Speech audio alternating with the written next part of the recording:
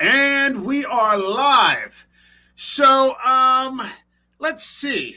This idea formed, I guess, a week or several days ago. The idea of putting together a new collab with a new podcast that I'm meeting for the first time, the Walk the Cinema podcast. And there was this up in the air sort of idea to pick a movie.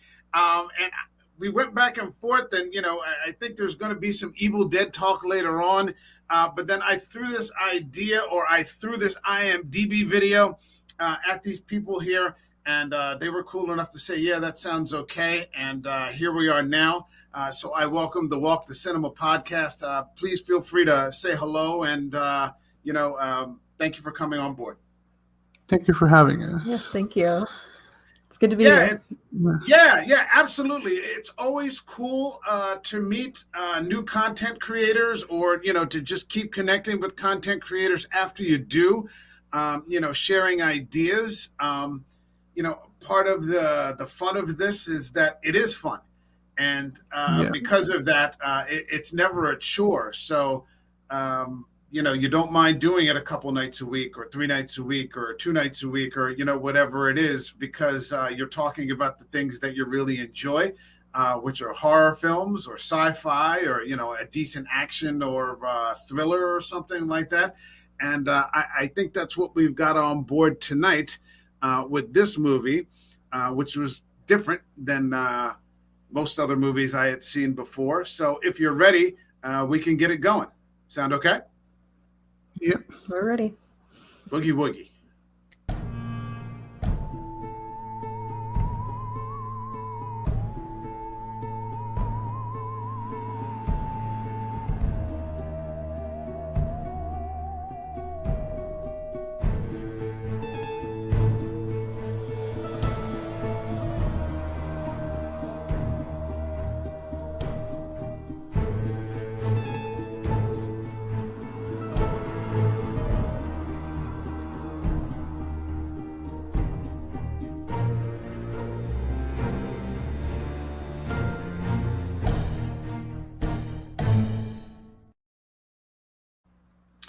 So there's never and first of all, you can thank me later for not introducing any singing into that intro, because God knows you would have logged off right there and probably canceled your Wi-Fi subscription. But there never seems to be a shortage of World War II movies, or the way that you can spin a World War II movie, post-World War II, Holocaust kind of movie. And I would have thought that I've seen every variation on the theme until I saw the trailer for this movie.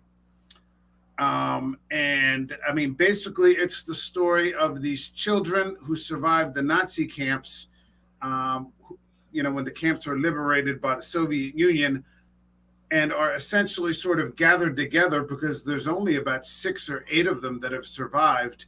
And they're essentially sort of sent to live in this orphanage in the middle of the forest, not understanding that the guard dogs that have been killing people, and, all they really know are killing people, have sort of also been cast out into the woods also. It's kind of a hellish idea. I don't know what you guys... The idea definitely captured us. I think that's why we immediately said yes to doing this collab. It looked great on paper, and I mean, it's very interesting. It keeps your attention all the way through because, again, you've never seen anything like it.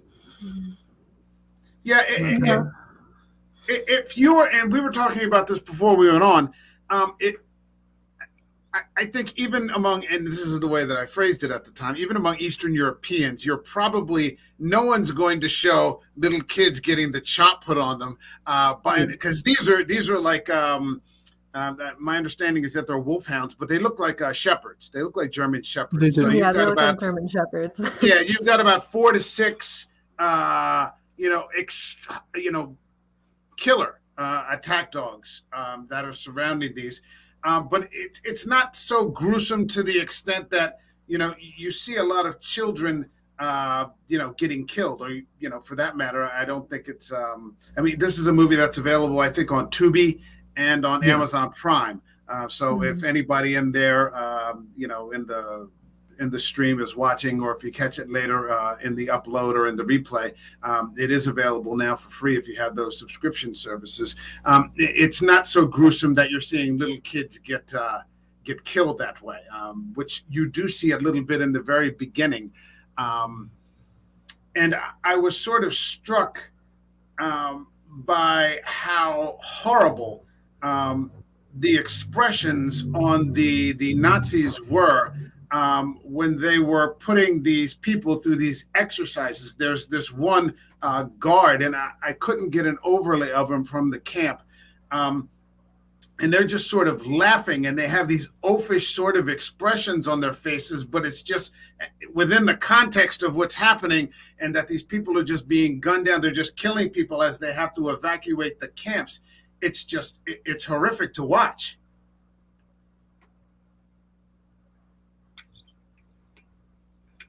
Hello, can you hear me?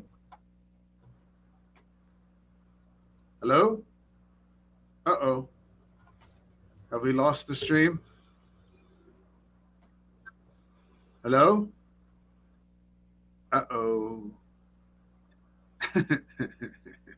Uh-oh. Hold on.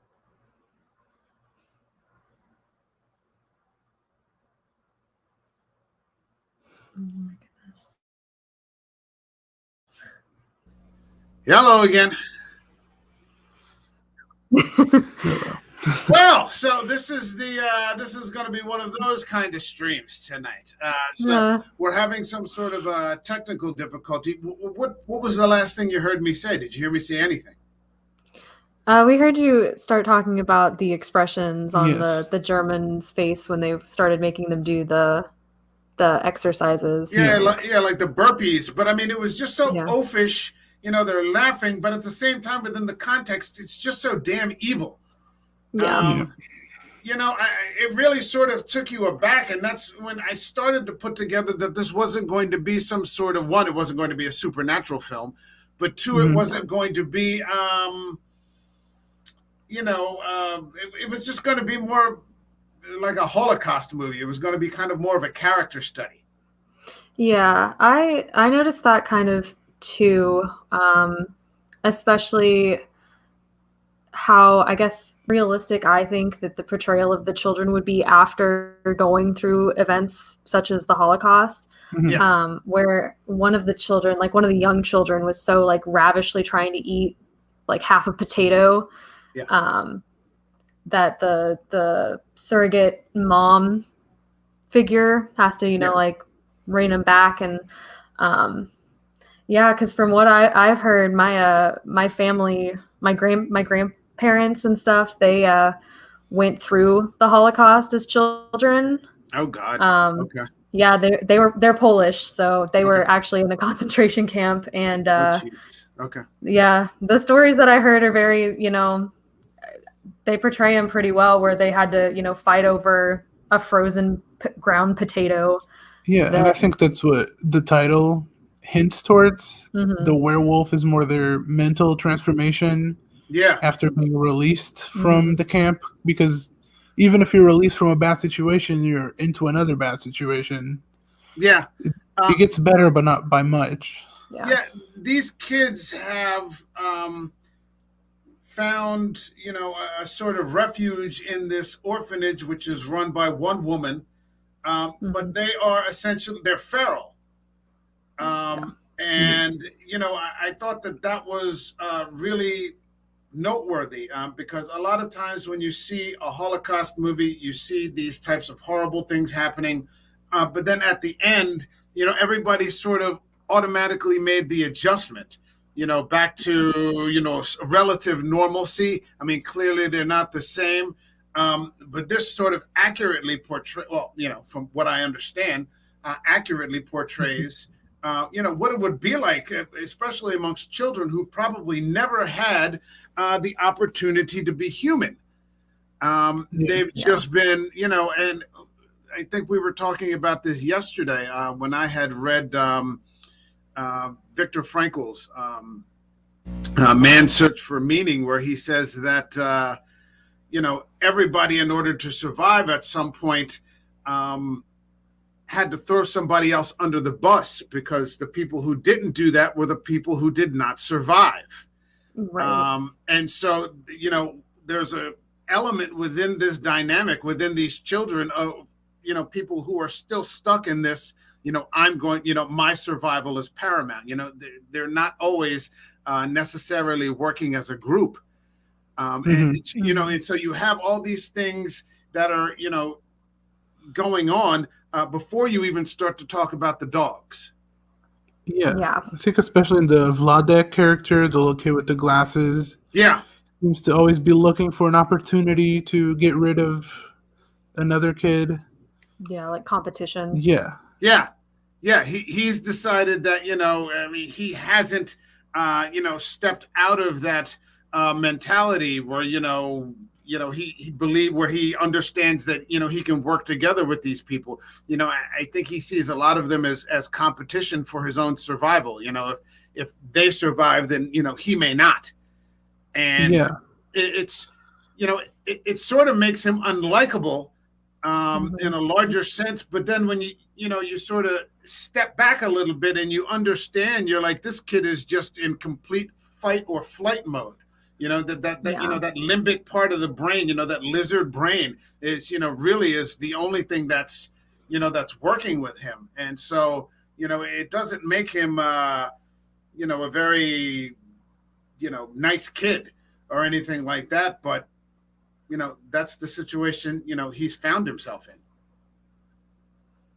Yeah, it was hard to take a step back when watching the movie, at least for me, because I feel like his character, as you go through it, he keeps making, I guess, like what I would consider the wrong choice. Like, he's not helping his fellow survivors. He's kind of letting them be thrown under the bus in certain situations. But you have to think about it as like, he probably just doesn't want to be the target of whatever pain is being inflicted upon the others, Yeah, because that's probably what they felt like in the camps, just always being a victim, and you're not really there to help each other. You got to help yourself if you want to survive, which Well, I think this is what the movie does really well. Yeah. What we see, his initial appearance is what you assume, I guess, is his mother or some adult is putting herself between the guard and the children, and for that she gets killed, instantly. That guard breaks through the door and just, with one shot he just, and she's gone. So the lesson that's drilled into them, is that, just don't get in the way. Don't get in the way. Keep your head down. Don't say anything. Stay out of. And so he does a lot of things that, are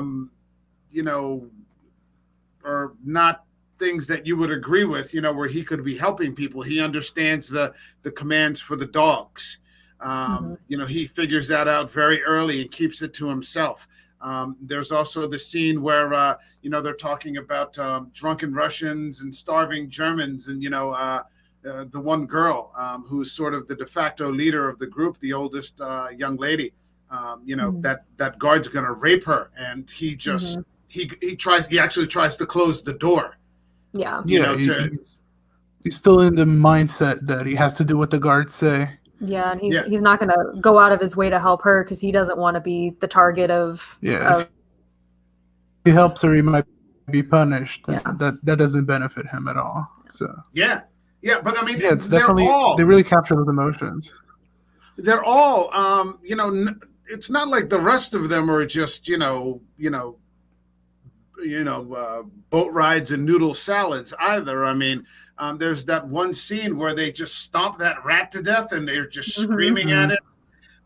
You see the one girl, she goes to get undressed and she has all those flogging marks on her back. They're face down into this small portion of dog food that they each get for themselves. I mean, they've really been dehumanized. And it's quite interesting because in a way, I think what actually saves them are the dog attacks. the dog attacks force them to work together, because a lot of times I think when it comes to writing, if you have characters who may not be 100% admirable, I'm not saying necessarily in this case, the easiest way to improve their position is to put them in an antagonistic position with someone worse. So in this case, it's the dogs. The dogs sort of force them to unify and come together. Whereas normally, perhaps they would have been, 6 to 8 individuals, each of them looking for their own particular way of doing things. But when you've got something like that in your face, I suppose, you probably want to, work together. Yeah. Yeah, I can imagine having very angry dogs chomping at you is... Well, it's not the dog's fault. They're trained to be like that by the Nazis, so they don't know any better. But yeah, it'd still be very scary to just have that big old dog coming at you. Yeah, I mean, I agree with you. I think that, the dogs are trained and know nothing but attacking and killing people. And so, that's the situation they kind of find themselves in. Hold on. Someone's here in the comments. Dawn Marie Petrino, a friend of mine, is saying hello. So, hey, Dawn, what's going on? Thanks for stopping in. And I know this is not your type of movie, Dawn, but it's still a pretty damn good one. Dawn would probably go running, screaming out of the room if she actually watched this. But she's thanks for stopping in anyway. So here we are. There's not a ton of dialogue here. It's not necessarily a dialogue-driven movie. I don't know. It's just you're watching these people sort of work together, stick together. They've got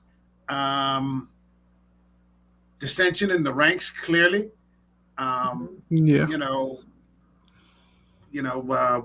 What's his name again? The fellow here, Vladek.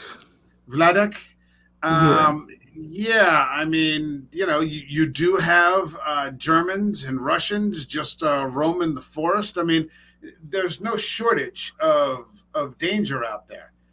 So, you think it's solely, I think when we agreed to watch this, that it would solely be about the attack of the dogs, but it's not. I mean, there's a lot of problems from a lot of different directions here. It definitely works better.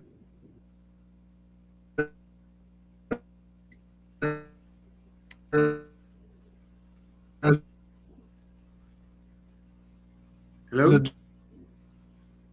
Uh-oh. And we are...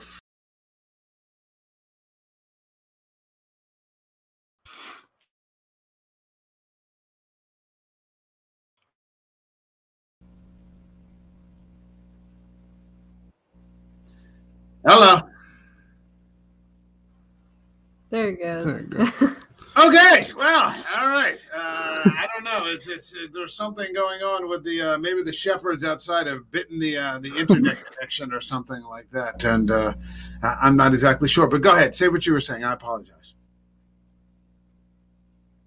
Hello? Is it? Yeah, go ahead. The movie worked better for me as a drama than a horror movie, and maybe if we focused less on jump scares and that type of stuff, it would be better received. Maybe I think a lot of people didn't like the horror in it. It reminded me a lot of Lord of the Flies. I've seen that comparison. Yeah, it reminded me a lot of Lord of the Flies. I think, and I just read that, I guess, for the first time about a year ago, about how these people just, these kids just sort of descend into savagery. Whereas this is sort of working in the opposite direction where, they already start out, they're not eating, they have to relearn how to eat with their hands and, instead of just shoving your face down and, and they're, they're killing rats with the, stomping on rats and all this kind of stuff. But it's definitely in there. It's a different type of horror. Hello? Uh-oh. Here we go again.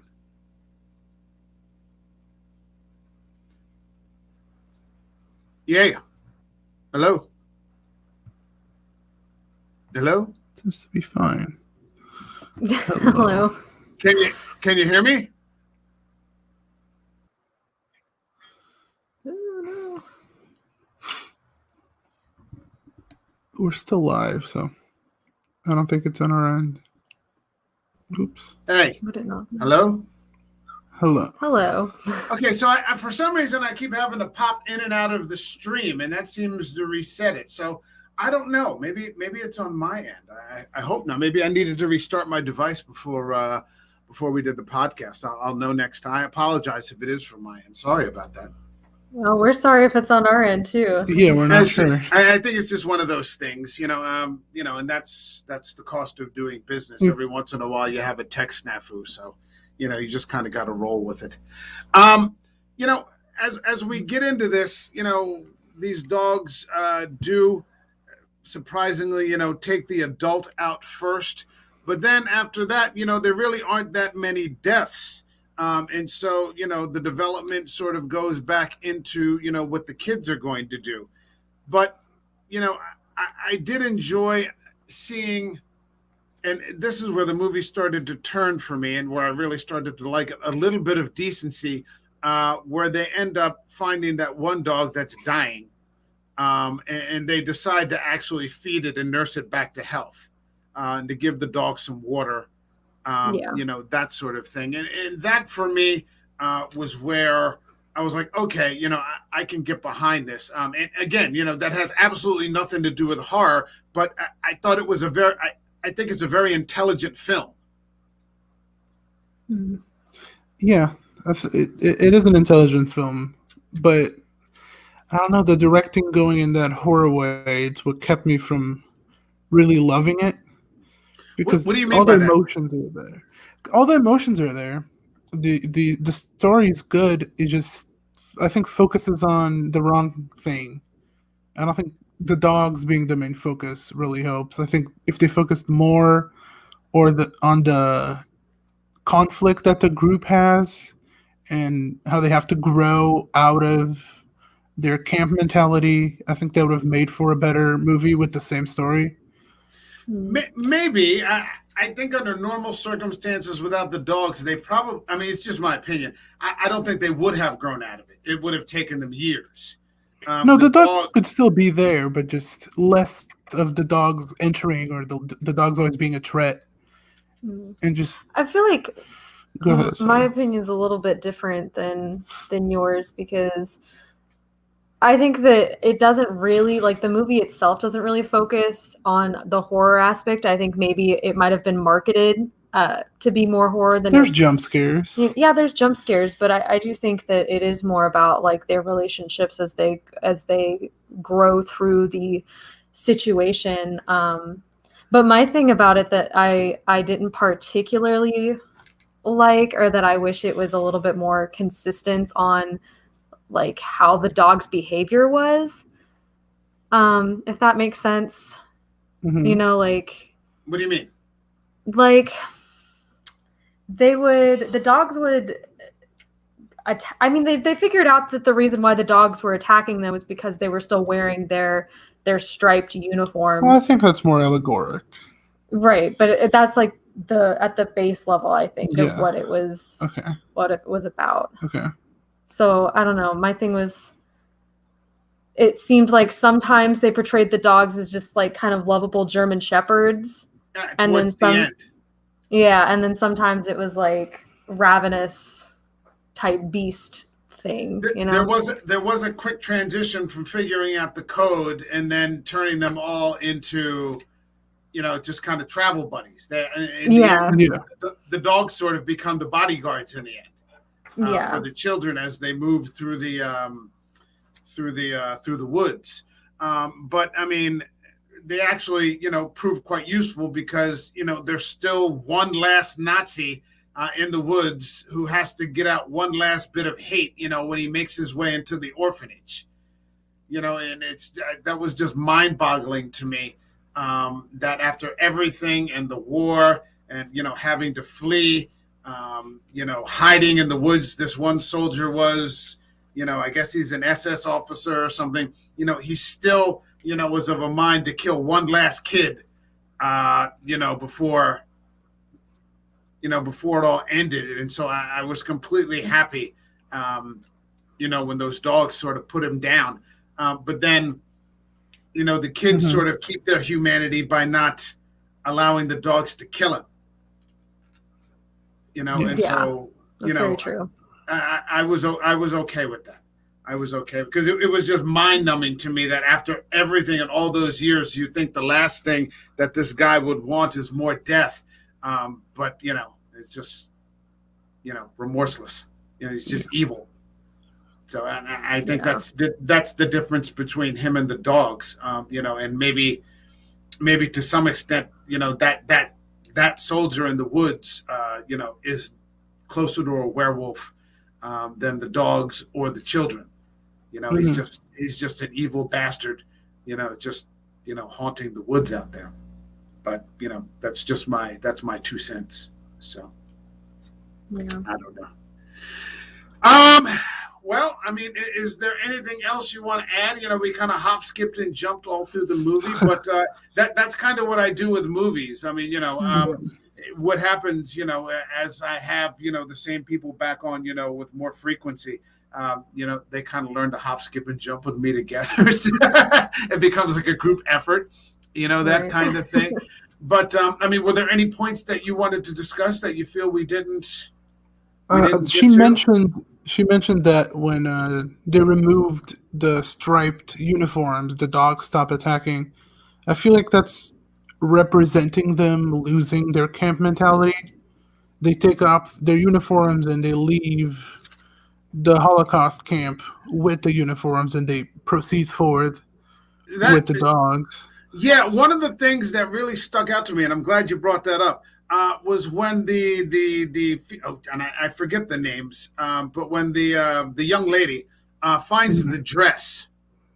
Yes. She finds that red dress, and she just wants to, just for a brief moment, have some privacy, and to be human, and to wear a little makeup. She can bathe now. She can put on clean clothes and get out of those, potato sacks that they're all wearing, these sorts of things, just to have that one opportunity. I think she's, as one of the oldest, probably remembers what it was like to be, a young girl, with some degree of normalcy. And when she sees that dress, she instantly gravitates toward it, which I thought went a long way towards improving her overall, thought process. Yeah, she went to be in the right way in her normal life, laying in the sun in her dress. She wasn't thinking about anything bad that happened for a second. Yeah, she's not thinking about how they don't have food or water to provide for everybody, and they have to take turns, being the one that gets to eat or drink. Yeah.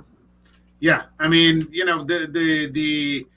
the idea, and the way that, hunger and thirst is depicted here, it's pretty grim, and to watch, kids go through that is, it's not fun. It's not a fun movie.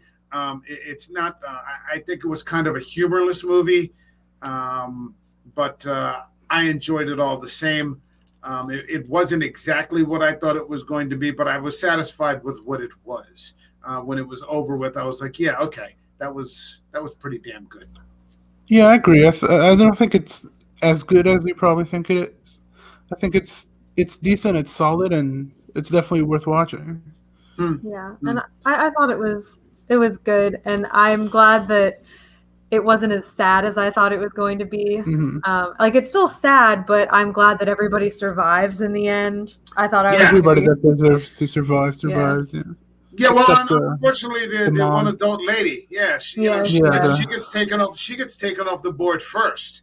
And when I saw that, I initially thought, "Holy shit! All these kids are going to die."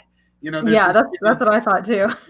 Like nobody stands a chance here, because every once in a while you get movies like that where like nobody survives.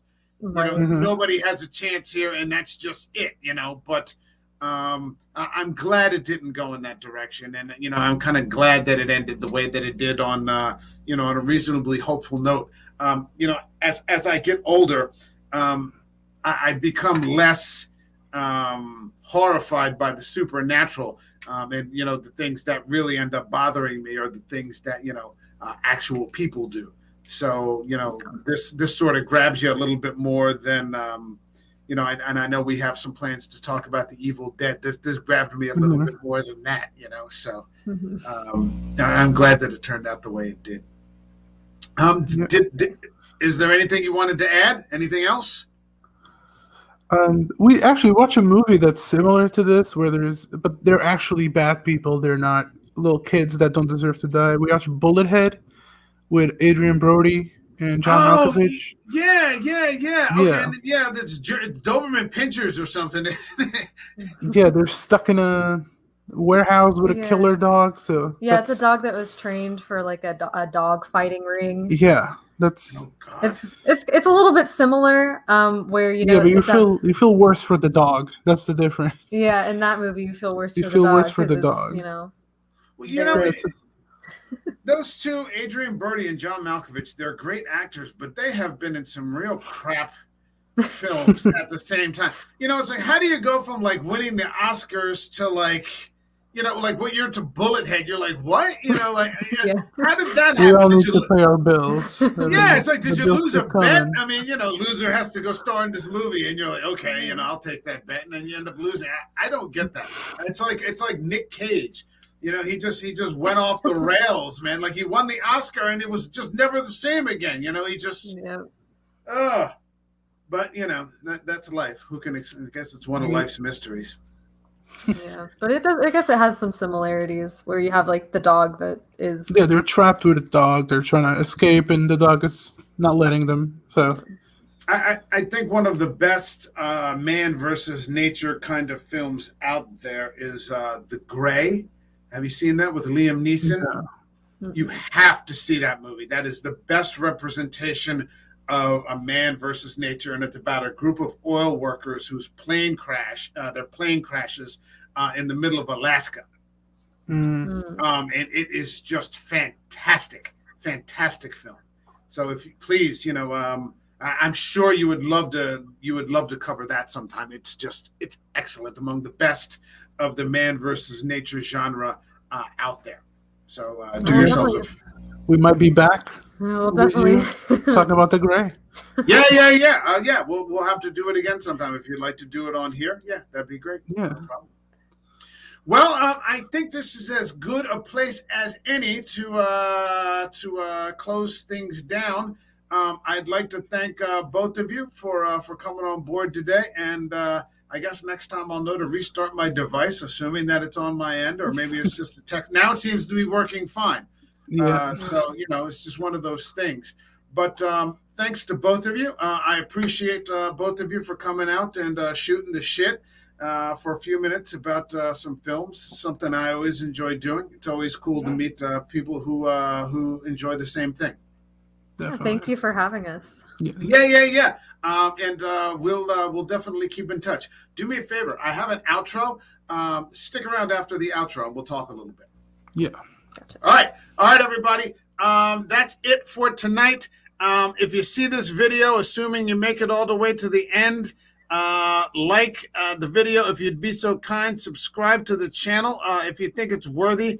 We will be back on Wednesday when we start Hellish Halloween. Our whole month of October is lined up, and we're on for Wednesday with Sleepy Hollow, followed by Thursday with a very old and underrated classic with George C. Scott called The Changeling.